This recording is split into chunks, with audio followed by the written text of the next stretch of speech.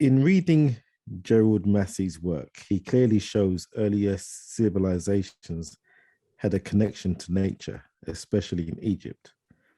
Does your research agree with this? And has religion sought to distance itself from nature in place of a supernatural deity? Yeah. Remember we spoke before on exactly that point, but again, briefly mentioned that in pre-Vedic times, this would be before the Mahabharata was written, before the Ramayana, before the Puranas, and even before the Vedas. That's why it says pre-Vedic. It was all nature worship.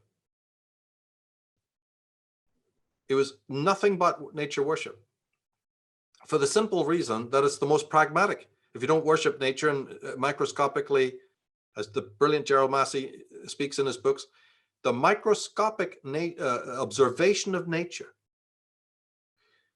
the hearing of calls at night from certain animals taught us about language. The whole of Sanskrit comes from birdsong. Urdu, the finest poetic languages in the world. And one could go on and on and on. Then, as I say, another aspect, ties to earlier points we just made on this program about metaphor. There's an argument that says, and it's a very good one, that metaphor came, I've linked it to trauma, and I'll stand by that. But there's also poetry. Metaphor serves a couple of different purposes. It distances you from the real, but it also tries to configure the real. And the real being synonymous with nature. So when you see a beautiful flower, or you're affected by the pounding of the waves, or you see the mist on the mountain, or you see a beautiful animal with dew on its coat in the morning, like a horse, and you see the play of the stars at night, and you see the play of nature, and you see this exquisiteness, yes, there is an aesthetic sense that must be factored into all religion. When Solomon says, I see the grass and the fields and the animals, how the Lord takes care of them, right? That's an aesthetic. If you read the book of Solomon and you read the songs of Solomon, it's all about singing hymns and all of that. There's a great deal. I mean, even the book of Ecclesiastes, which is probably my favorite, is just a poem, right? And suffering is part of that aesthetic appreciation. Man suffers, he weeps. Why does he do that? Is he moved by fear? He can also be moved by beauty. So yes, to give them their due, the ancient texts, right, still preserve that, not as much as I would like. They're by no means to be considered what is needed. But those are little remnants, right, of an earlier tradition that was the true natural religion, in which nature came first. In order to survive as mankind, we needed to observe nature. And from the observation of nature, it goes without saying that you notice the mystery of nature. I mean, nobody who's a true observer of nature can ever not be in mystery. But why does that exist? How does that happen? Why are the sun and moon exactly the same size? Why do the animals do this and do that? Right? The early science, the early observation, the early phenomenology. So it's just about observing nature. Why is every leaf different? Why is every snowflake different?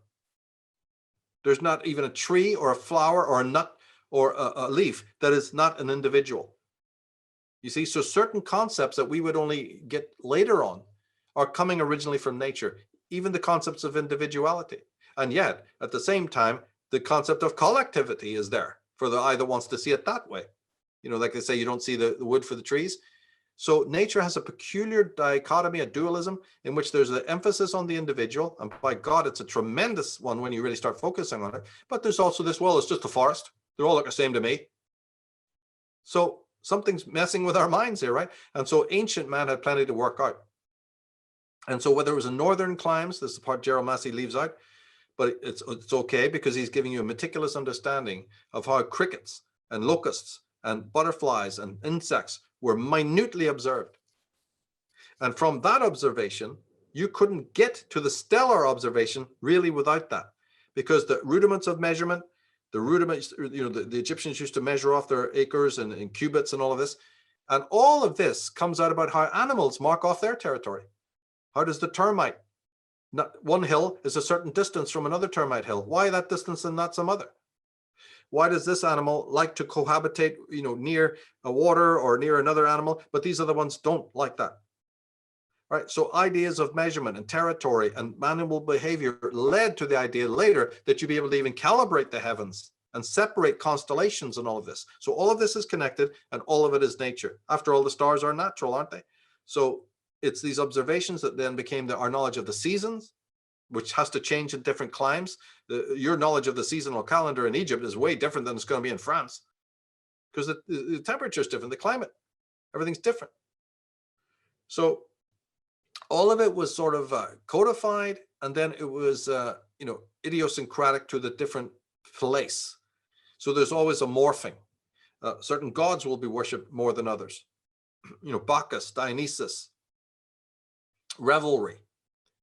And so you have this idea that nature demands austerity and focus. If you're drunk, the fields burn. If you're drunk, you don't bring in the harvest. But if you're drunk, you also have pleasure. So nature seems to be saying you need to be focused and austere on one side, but you need to let go. And, it's the Dionysian and Apollonian. So again, we have another duad.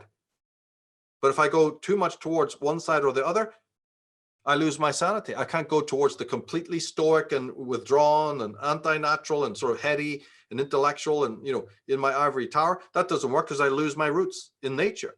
But if I become too primitive and too the man of the forest and the wildness, I get caught up in too much inebriation. And then, enemies are at the gate. So the animals come back in and rip and rend us, you see.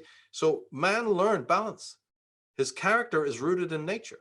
So later on, as we've started in this program and others, when we talk about the trauma that followed, that led us to feel that nature had abandoned us or hurt us in some way, doesn't that already, the backstory to that is that we must have had a very deep rapport with nature in order to feel that it was breached later on? So the question that you've asked there about nature is the all-encompassing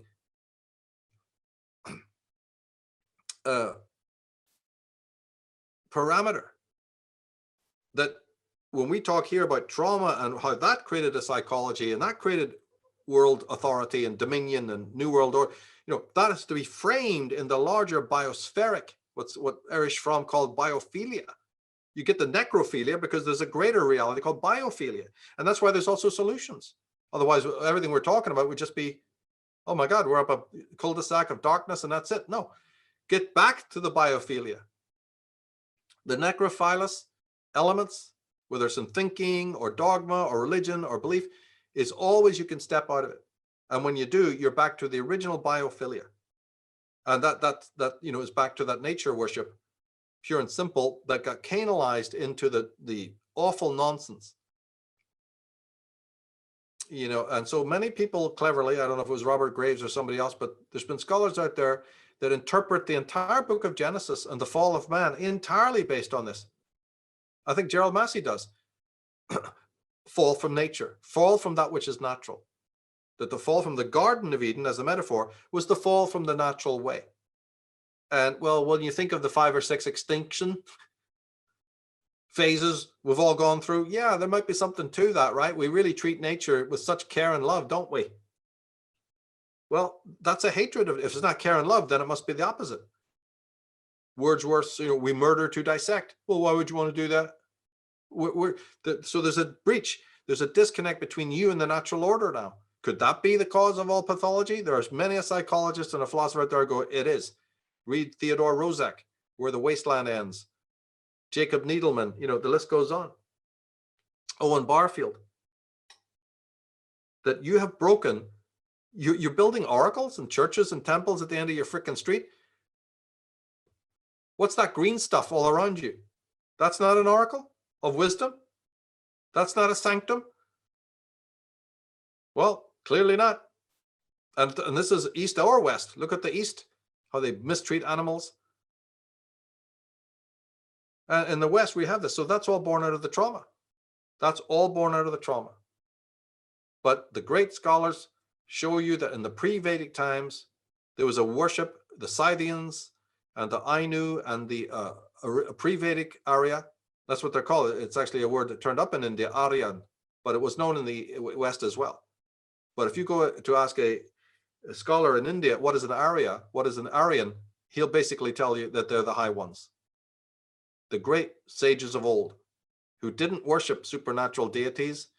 They worshiped the sun and they worshiped the moon and the stellar, factors, and they worshiped rivers and they worshiped trees and all of that. And that's, I try to get into that in the Trees of Life book to introduce people to what that would portend and how that tree lore and nature lore then in some way degenerates into what we have. And so the next time you walk into a great cathedral at Exeter or Salisbury or down there in London or wherever, you're looking at trees.